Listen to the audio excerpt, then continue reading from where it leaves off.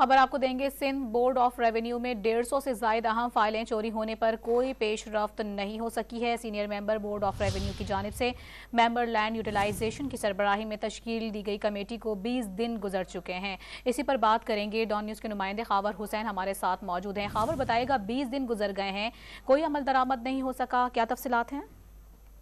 Ji, Sindh board of revenue में फाइलें चोरी होने का मामला है, जिस पर senior member board of revenue की जानिब से एक कमेटी तश्कील दी गई थी, लेकिन कमेटी को तश्कील दिए हुए भी 20 रोज गुजर जाने के बावजूद इस पर तहकीकात नहीं हो सकी हैं। जबकि कमेटी के chairman member land utilization Asadullah Abro 2 माह की मेडिकल छुट्टी पर चले गए हैं।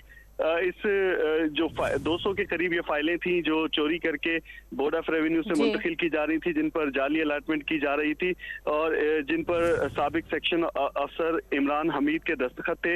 इस वाक़े पर senior member board of revenue ने 4 रुकनी कमेटी तश्कील दी थी जो जमीनों की जो फाइलों की चोरी गुजर गए, लेकिन कमेटी की जानिब से कोई तहकीकात नहीं की गई। खावर हुसैन अपडेट करते हैं, शुक्रिया आपका।